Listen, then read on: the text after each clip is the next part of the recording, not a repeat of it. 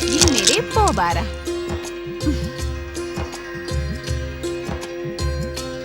आपकी चाल स्वामी।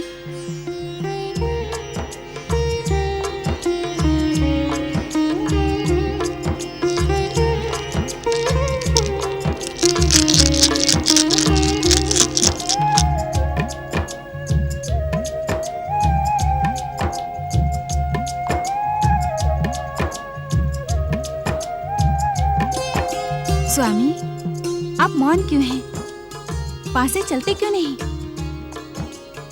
किन विचारों में खो गए स्वामी? अपनी चाल चलिए ना। क्या चाल चलूं देवी? तुम्हारे काले मोहरे मुझे असुर और दैत्यों जैसे दिखाई पड़ रहे हैं। मेरे श्वेत मोहरे देवताओं के समान सीधे और सात्विक हैं। यदि मैं इन्हें आगे बढ़ाता हूँ तो तुम्हारे काले असुर इन पर टूट पड़ेंगे। मैं यही सोच रहा हूँ। आपके देवता क्या निर्बल और कायर हैं? क्या ये टकराकर आगे बढ़ना नहीं जानते? असुरों की तामसिक शक्ति से तो सभी डरते हैं। डरते तो तब हैं स्वामी, जब असुरों की तामसिक शक्ति को असुरों के आराध्य शिव शंकर की कृपा प्राप्त हो जाती है। परंतु अंत में सात्विक शक्ति के सामने तामसिक शक्ति को पराजित होना ही पड़ता है। मेरे मोहरे तामसिक असुर और आपके मोहरे सात्विक देवता, ये मेरा अपमान है स्वामी। जाइए, मैं आपके साथ नहीं खेलूंगी। बच्चों के समान खेल खेल में रूठना अच्छी बात नहीं है देवी। हम निर्जीव मोहरों के साथ चौसर खेल रहे थे। आपने अपने मोहरों को देवता और मेरे मोहरों को असुर बता दिया। क्या ऐसा करके आपने मुझे नीचा दिखाने का प्रयास नहीं किया? देवी पार्वती, तुम्हारा एक रूप कालिका भी है। यदि कालिका के काले मोहरों को असुरों की उपमा दी गई है तो ये तुम्हारी कालिका शक्ति का सम्मान है। तुम्हारे मोहरे मेरे मोहरों से अधिक शक्तिशाली हैं। ये सुनकर तो तुम्हें प्रसन्न होना चाहिए। अपना अपमान देख और सुनकर मैं प्रसन्न नहीं हो सकती। मैं आपके साथ नहीं खेलूंगी। रोष त्याग दो देवी। तुम्हारे श्रीमुख पर तो मुस्कान भली लगती है। आओ बैठो, खेल से भागो नहीं। हो सकता है आज असुरों के सामने देवताओं की विजय हो जाए। आप बार बार वही बात दोहराकर मेरा अपमान कर रहे हैं। मैं यहाँ नहीं बैठूंगी, आपके साथ नहीं खेलूंगी।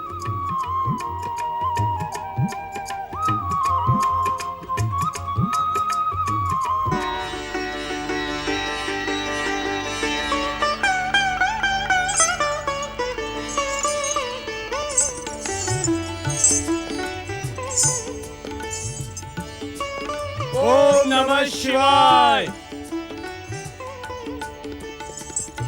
हर हर महादेव। जय श्री गजानन गणेश। समझ में नहीं आता नंदी महाराज, गौरीपुत्र किससे बातें करते रहते हैं? समझ में तो मेरे भी कुछ नहीं आ रहा है भृंगी महाराज। जब से गौरीपुत्र लौट कर आए हैं तब से प्राय इसी प्रकार खोए खोए रहते हैं। हमें इनका ध्यान भंग करके इनसे पूछना चाहिए। शिव शिव शिव शिव शिव। भृंगी महाराज, क्या आप इनका वो रूप भूल गए जब इन्होंने माता पार्वती के द्वार पर खड़े होकर अपने दंड से हम सबको आहत कर दिया था?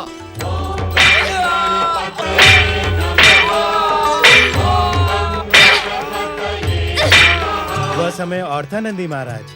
अब तो गौरीपुत्र हमारे मित्र बन गए हैं। अब ये हमें दंडित क्यों करेंगे? तो हमें क्या करना चाहिए?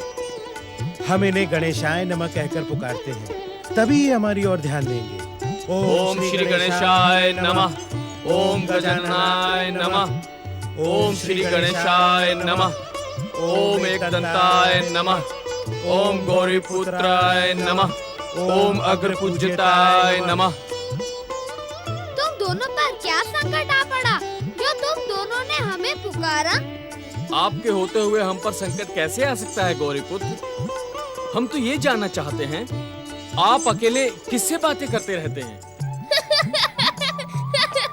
नंदी महाराज, मुझे पुकारते समय आप जिन महादेव शिव शंकर को पुकार रहे थे, मैं उन्हीं से बातें कर रहा था।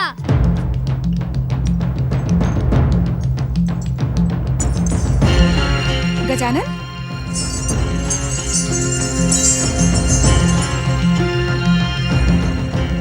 क्षमा करना माता, मैंने सोचा कि आप विश्राम कर रही हैं, इसीलिए मैं आपके पास नहीं आया। क्या इसी कारण आप मुझसे रुष्ट हो गई?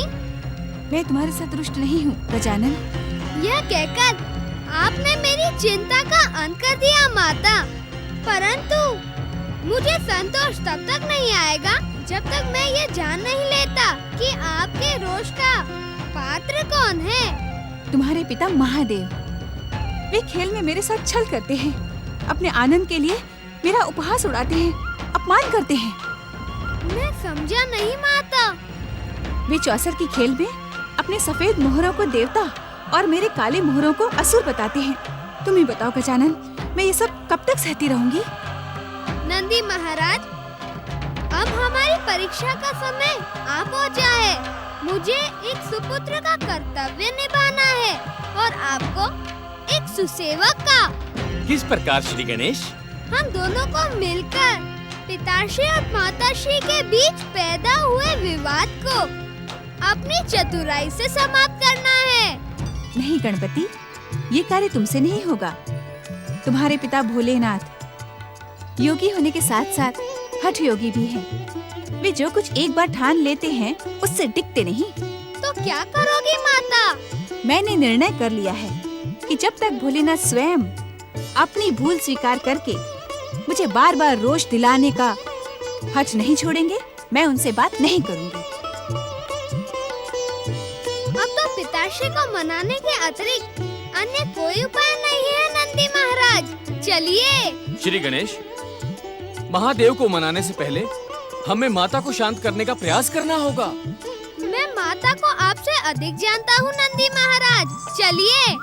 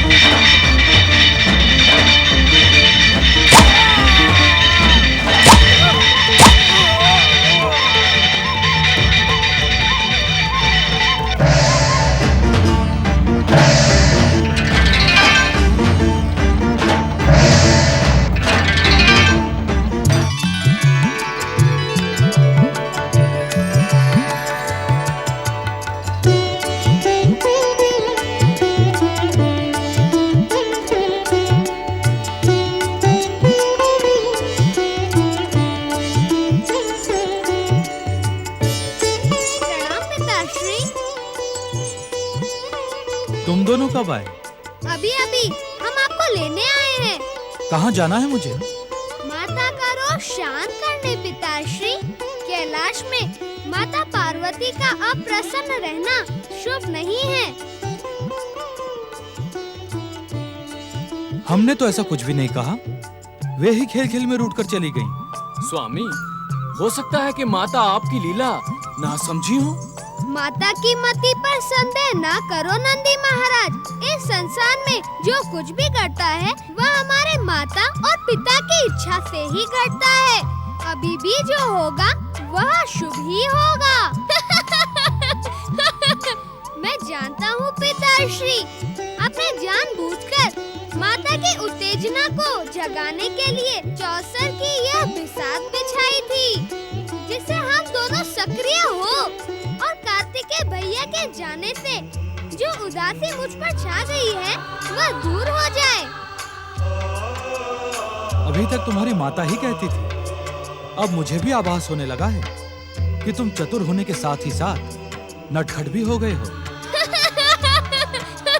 पिताश्री, अब आप अपने इस नटखट पुत्र का एक निवेदन भी स्वीकार कर लें। कैसा निवेदन पुत्र?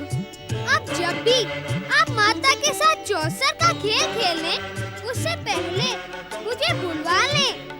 इसीलिए मैं आप दोनों से किसी को भी रोष होने का अवसर नहीं दूंगा। मुझे तुम्हारा निवेदन स्वीकार है पुत्र। चलो पुत्र गणेश।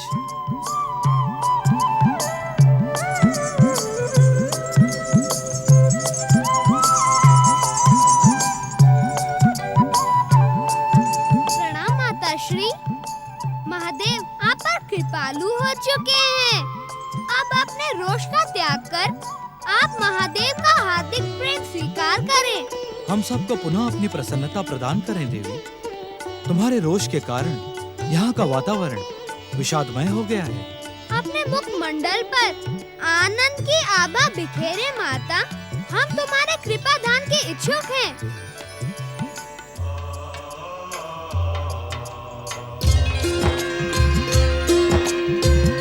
सांब सदाशिव की जय।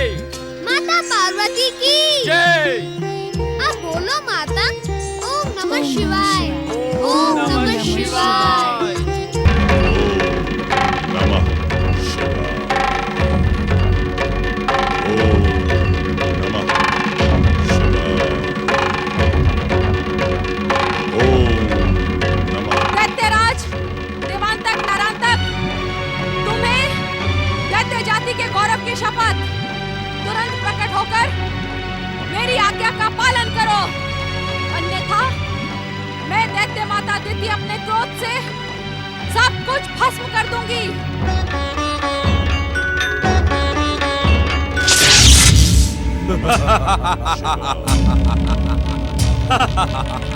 प्रणाम दैत्य माता। हमारे लिए क्या आज्ञा है दैत्य माता?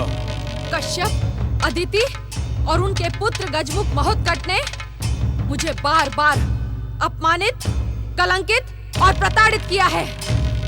उन तीनों ने मेरा जीवन मृत्यु से भी कष्टदायी बना दिया। मैं अपनी दृष्टि से ही गिर गई हूँ। स्वयं पर मुझे विश्वास नहीं रहा। तुम दोनों अपनी वरदानी शक्ति का प्रयोग करके उन तीनों को नष्ट कर दो। ठहरो। महर्षि कश्यप, देव माता अदिति और परम देव महागणेश के अवतार महोत्कट श्री गणेश का तुम दोनों बाल भी बांका नहीं कर पाओगे। तो सारे संसार को नष्ट भ्रष्ट कर दो। महाप्रलय से पूर्व ही संसार को महाप्रलय के संकट में धकेल दो। रक्त की हाहाकार करती नदी को बहा दो, किंतु किसी भी प्रकार अपनी दैत्य माता के स्वाभिमान की रक्षा करो। जाओ। देवांतक और नरांतक, इनके आदेश का पालन कदापि न करना। दैत्य माता दीदी अपने क्रोध के कारण विक्षिप्त हो गई हैं। यदि कश्यप, अदिति और महोत्कट श्री गणेश पर तुमने प्रहार किया तो समय से पहले ही नष्ट हो जाओगे। जाओ, अपने अपने स्थान पर चले जाओ। तुम बार बार दैत्य शत्रु की भूमिका क्यों निभाते हो शुक्राचार्य? दैत्य शत्रु मैं नहीं, आप हैं दैत्य माता। आप मेरा अपमान करने की भयानक भूल कर रहे हैं शुक्राचार्य। अपनी शिव भक्ति के कारण तुम दैत्यों को देवताओं के समान कायर, निर्बल और निरीह बना देना चाहते हो, जबकि राजनीति कहती है कि शत्रु को अवसर देने से पहले ही नष्ट कर दो। संसार के हर पराक्रम और राजनीति की सफलता का रहस्य भक्ति में ही छुपा होता है। भक्ति की हमें तनिक भी आवश्यकता नहीं है दैत्य गुरु। हम दैत्य हैं, युद्ध और पराक्रम की भाषा ही समझते हैं। युद्ध और पराक्रम की भाषा समझने और उसमें विजय पाने के लिए तुम दोनों ने अनेक वर्षों तक भगवान शिव की भक्ति और आराधना की है। जिसे आप भक्ति और आराधना कहते हैं, उसे हम स्वार्थ साधना कहते हैं। दिव्य शक्तियां और दिव्य वरदान पाने के लिए ही हमने शिव की भक्ति की थी। क्यों भैया नरांतक? हाँ। क्यों? तुमने सुना शुक्राचार्य? अब दैत्यों और असुरों का विश्वास तुम पर से समाप्त हो चुका है। अब दैत्य जाति को तुम्हारी कोई आवश्यकता नहीं है। तुम इस आश्रम में बैठकर शिव आराधना करते रहो। अब दैत्य वही करेंगे जो मैं कहूंगी। आपके बताए मार्ग पर चलकर दैत्य जाति का सर्वनाश हो जाएगा, विध्वंस हो जाएगी दैत्य जाति। हाँ। तुम्हारी बुद्धि भ्रमित हो गई है शुक्राचार्य। क्या तुम इतना भी नहीं जानते कि विध्वंस के पश्चात ही रचना का प्रारंभ होता है? मैं इन दोनों को विध्वंस नहीं, महाविध्वंस, महाप्रलय का ही आदेश देती हूँ, जिसके पश्चात इस संसार में दैत्य जाति की आराधना का प्रारंभ होगा। देवांतक, नरांतक, आज्ञा दैत्य माता। इस दैत्य शत्रु की बातों में अपना समय नष्ट ना करो। जाओ और कश्यप, अदिति और उनके पुत्र गजमुख महोत्कट का सर्वनाश कर दो। जो आज्ञा दैत्य माता। दैत्यों के आराध्य हे आशुतोष शिव शंकर, इस दुष्ट बुद्धि दीति की प्रतिशोध से दैत्य जाति की रक्षा करना। तुम जैसे कायर और निर्बल के ऊपर ऐसी प्रार्थना ही भली लगती है, परंतु सावधान रहना शुक्राचार्य। जिस समय मेरे आदेश से देवांतक और नरांतक ने इस संसार में महाप्रलय की भूमिका रच दी, उस समय इस संसार को तुम्हारे प्रलयंकर शिवशंकर की भी आवश्यकता नहीं रहेगी।